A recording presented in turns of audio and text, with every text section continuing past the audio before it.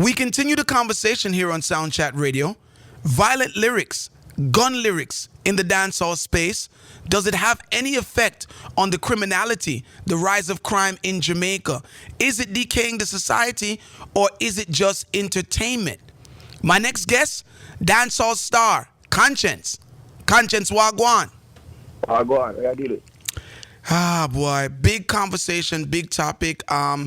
First of all, thank you for being part of the panel and, giving your views on this conversation that everyone seems to be having this month, right? Violence in Jamaica as it relates to the gun lyrics and, in the dancehall space. Is there any relation? Is it entertainment? What are your views on it? First, this is not a new topic, though. I mean, like from before me followed in our music, this has been a topic, and I believe that, of course, artists could do a little better, especially nowadays. Could do a little better in terms of censoring the music where violence and violent content is concerned. But at the same time, we can't pretend like the music is causing you to go pick up gun and fire shot. From my experiences where streets concerned, no man never need no soundtrack or no musical inspiration to do them either thing. You know what I mean? It come from his situation, him surrounding him society when and the youth them basically right now paint the image of the society where them come from. So I think the bigger picture is, you know what I mean, the society where the youth them come from, where them see every day, whether the life where them live, the circumstances where them go through and the whole thought process, not the soundtrack where them supposed to listen. You get what I say? So you feel that although the artists can do a little bit better at being less descriptive, violently descriptive in their songs, they should not be blamed for, the rise of crime in Jamaica? I don't think so. I mean, our next man can't say him want to blame the artists. Them. I think that would have been lazy. That coming like, you sing slack songs, so don't sing slack songs because my pitney I go listen to you. No, you're supposed to be a parent and try to control what your pitney listen to. You know what I mean? Or be a teacher and mold your pitney brain a certain way so that no matter what them listen to, them not influenced by it. You get what I say? It's always a bigger picture, and them can't make dancehall be the scapegoat. Especially them youth here where I come up now. The youth them I come from the ghetto and this is the life of them see. They man a sing about chap because them a see chapping on them something. You know what I mean? You can't expect a man to grow in the middle of the ghetto, born and grow. You see him brother dead in the ghetto, him live him life, him never know arbitrary and crossroad. You can't expect him to sing about Ochi life and tourism life. You get what I say? So the artists are basically singing about what they see, what they've experienced in their lives. Right, and that is the bigger cause for concern. The music is a reflection of what's happening in the society. When somebody like Konshens sits down to make another hit record, and that hit record might be something that describes the garrison life, what's your thought process? Do you ever say that maybe a song like "Do Something Then" is going to affect kids in a negative way, or affect adults in a negative way, or do you just feel like I'm making something that's relatable to everyone in my culture? Yeah, I'm more thoughtful of the bigger picture, because I mean, me around for years, and I look at my influence as kind of different from a young youth who I come up where I look it. You know what I mean? I'm my responsibility then. You get what I mean? But I do not expect every youth who I come up and I look it and I sing about what them know. I don't expect them to be model citizens and to be them type of role model in a society. I'm gonna give them that expectation, I'm gonna give them that job there. You get what I say? I entertainment, them I deal with and them I look at them, I try to find a way out. So when does the responsible lyrics kick in? After you have gotten the fame, is that what you're saying? Or it's just not your responsibility for the responsible lyrics to kick in at all. It's just based on your, where you are mentally at the time. Right, and your personality too. And I think it's all up to the individual. Mm-hmm. You know what I mean? When we talk about something like gun lyrics, it's a very serious line where to. Because are we then going to say that freedom of speech is going to be controlled, where you cannot say certain things in a song. And remember, all the youth them song about now on the radio, it's about on the internet, so them are doing it in their own space. So are we prepared to say that, listen, you can't do this and you can't say that? Or are we going to realize, yo, listen, this is a bigger picture than what this little man I say. Most of them artists are last a year maximum, and then the next one. You know what I mean? Are we going to say that the entire society and the future of it rests in our two little people's hands? When you were just getting into the industry, Yeah. and you decided that you were going to make hardcore, gun lyrics with heavy content, Yeah. what was that approach for you? What pushed you to do that at that time? I sing about what I know. Yeah, sing about what you know. Yeah, and if you follow my career, all right, it started out, me I sing about, me I listen to Beer Sizzler and Taurus Riley, and the music, they kind of reflect that. Then Sherlock and Brook Valley War, and me live that life there, and the music start reflect that. Then me start go amongst whole heap of woman differently, when the fame start kicking in, and me start sing whole heap of girl song. Then me start hold some money, and me start sing some whole heap of, you understand me? I say, like, me I sing about what is happening in my life and what me I see. So what's happening? What's happening in your space at the time? At the time. So let's go back to the Sherlock and Brook Valley War. How does that affect you? Just without music, just your day-to-day life. What was that vibe like for you as an individual of that residency? Well, anybody will come from any them type of place in Jamaica. You know where it go. You know what I mean? It affects you to a level. Whether you're in the war or you're not in the war, you're still in the war. Because you live in the community, correct? Because you live in the community. Yeah? Yeah, you have to learn how to operate and learn how to maneuver through certain things and protect yourself and your belongings and your people. You get what I say? So then you being an artist, it was easy for you to create a common ground where, you're talking about that type of stuff in your lyrical content because that was what your day-to-day lifestyle was at the time. Right. Even if it's indirectly, even if it's not, all right, gunshot a bus out the road now, a fire shot, never sing about shot. Even if it's not, you sit down and directly say, this is what I'm going to do. Subconsciously, you are being a reflection of what's around you. You know what I mean? You are projecting these thoughts, them things that you think about.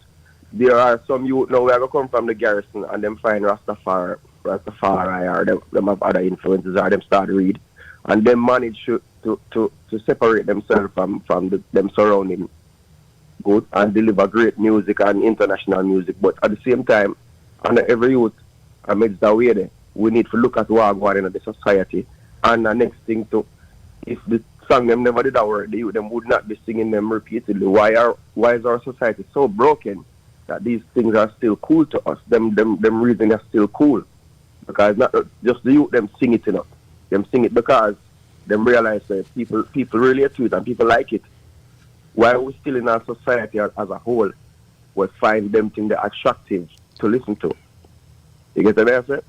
I remember hearing you in an interview saying that you at once upon a time you were struggling with positive songs because you were making them and they weren't getting played and people weren't listening to them. But Right. as soon as you made maybe a girl song or a gun song, right away it got the attention. Right. Right. And most people would like to pretend and say, listen, I am this type of artist and I would never do this and I would never do that. But the truth is, I grew up under dancehall music and I'm influenced by all of them, something and I love them. As I grew as an adult, we start filter certain things and, you know what I mean, and kind of mold yourself as an individual. But I don't feel like I'm selling out if I sing 10 girl song or 20 girl song because I really and truly love dancehall and dancehall culture. So I can actually sit and make a business move and a business decision and still not be selling out myself as a person. Are there songs now, as far as rude boy songs, bad man songs, gun lyric songs that may come to your meds, but you just won't record them just because of where you are now? Yeah, man. Like gangster song, I wouldn't say I won't record them, but I would I would feel guilty saying certain things.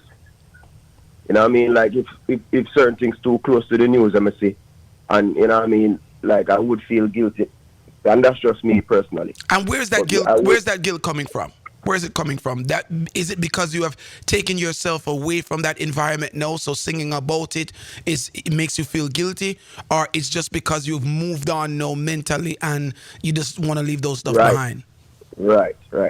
I think it's more up to me as a person and my personal growth. You know what I mean? But I would not chastise a little youth where I come up, where I sing about what him sick. You can't expect the youth to sing about Smile Jamaica if him come from jungle and him born and grow him go Charlie Smith. He never go crossroad. When him bust, what is he gonna sing about? How do we explain artists that have made huge careers in our dancehall culture, and and are synonymous to Jamaica, and most of their lyrical content was about violence? We're talking about people like a Ninja Man, for instance, right? Who is a big icon in our culture, but he's directly a rude boy artist. How do we speak of the dancehall helping to increase the violence, but then also look at how we made people such as Ninja Man a hero in the culture? I think this whole topic people like to just select. You know, if you talk about blue shoes, Zane, you most people like to forget to have red shoes, yellow shoes, orange shoes, black shoes, and just talk about. All right, so yeah, man, with the music I mash up, think about what Bob Marley would sing. You know what I mean? Think about what Chronic would sing, and them they feel to remember that the music that we love is actually founded off this type of aggressive sound and aggressive lyrics.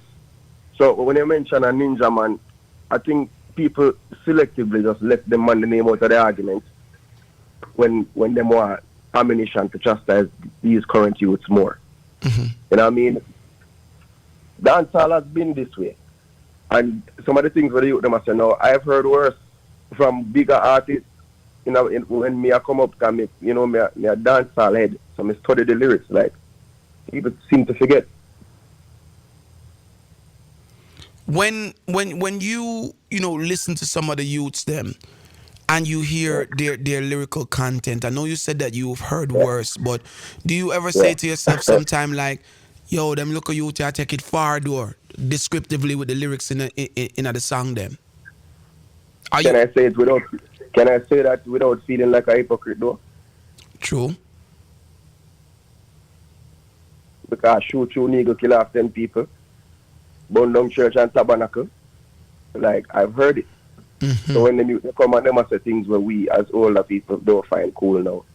Granny never find that cool and we say, oh, I think them enough. You get what I say, but we grow now and we become smarter, we lifestyle change up. So all of a sudden, I don't think we should chastise the communities that to be the case. So And we put too much responsibility in what two look youth are saying.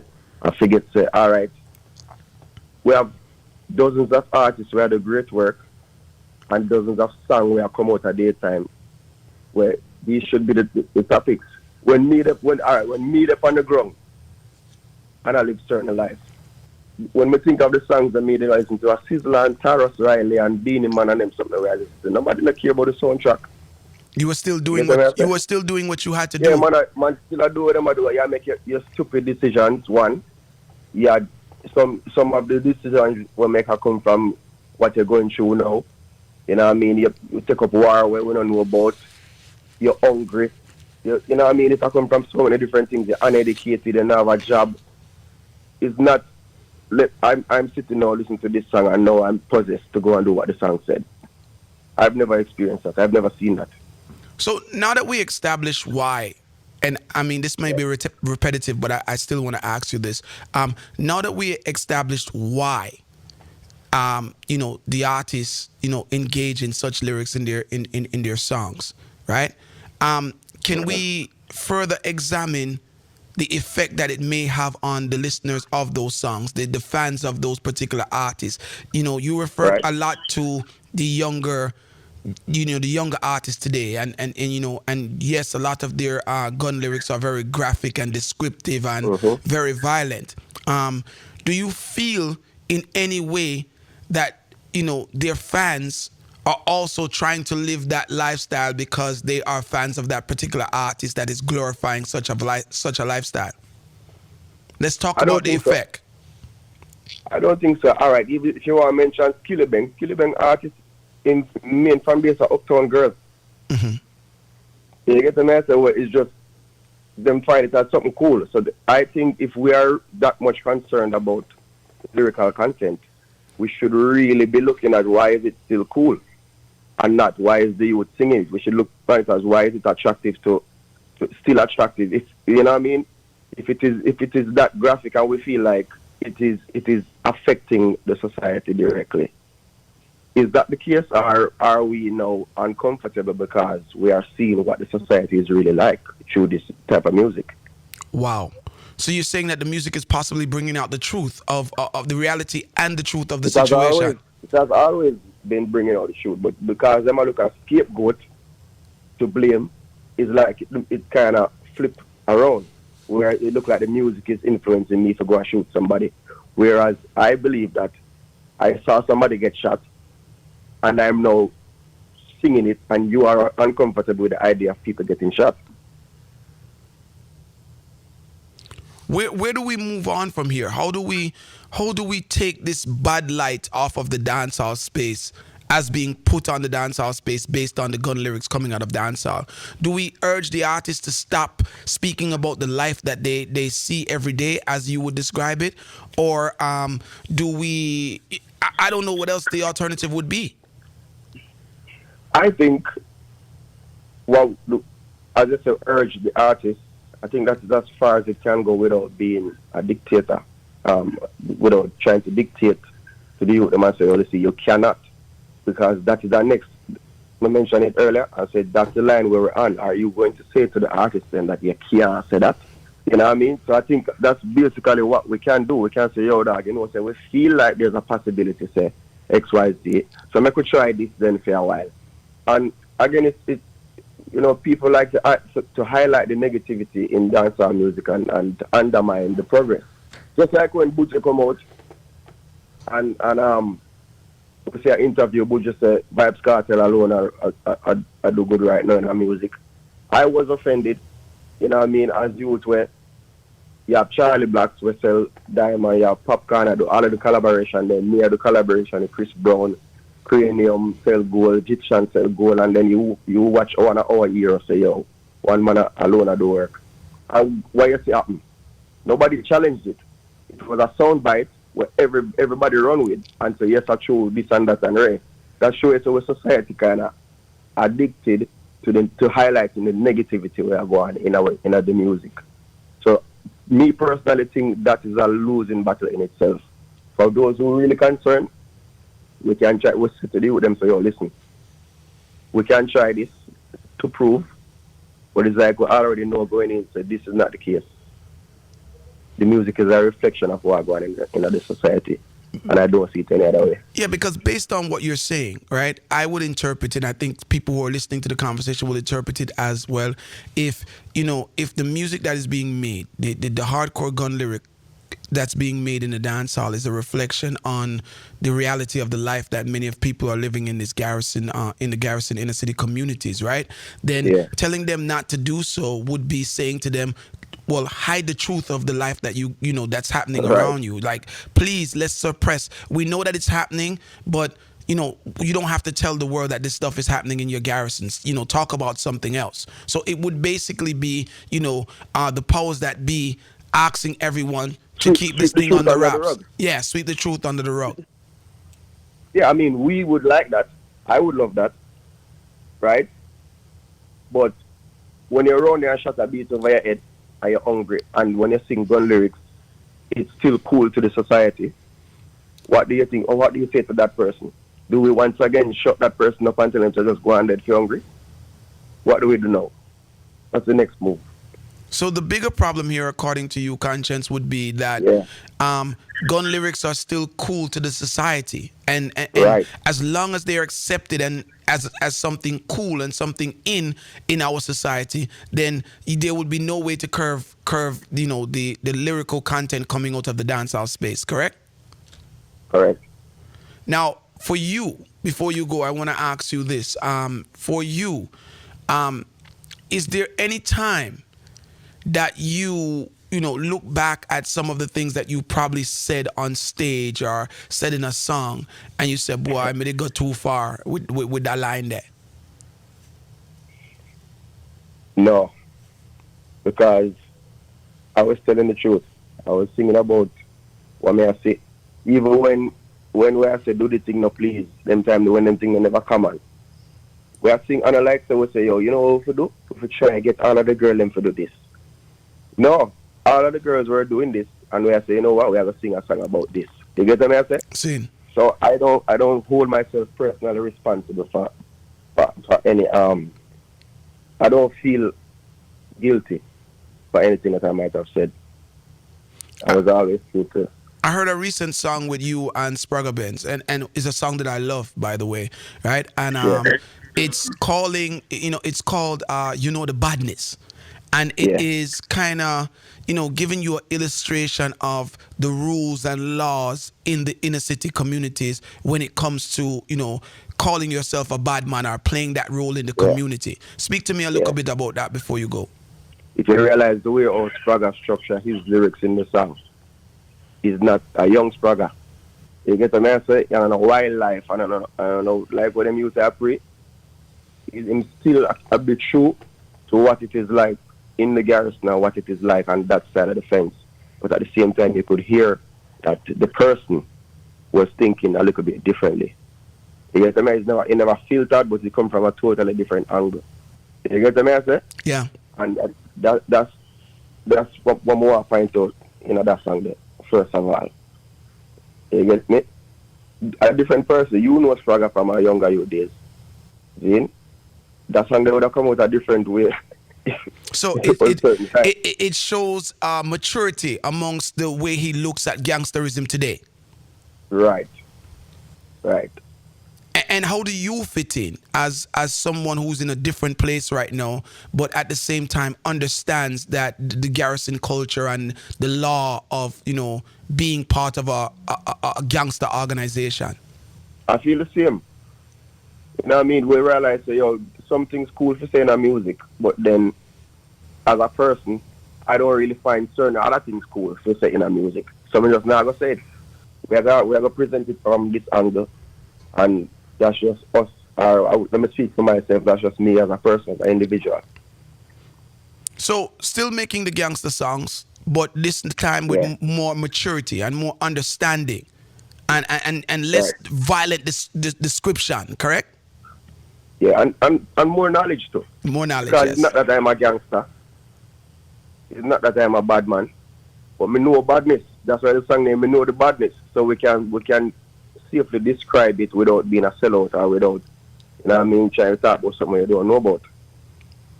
Listen, Conscience, I'm going to drop that song right now, man. Thank you so much for joining us here at Sound Chat Radio. It was definitely a great perspective that you came with, man. Give thanks here, sir. Bad bro, respect. Give thanks. Bye-bye.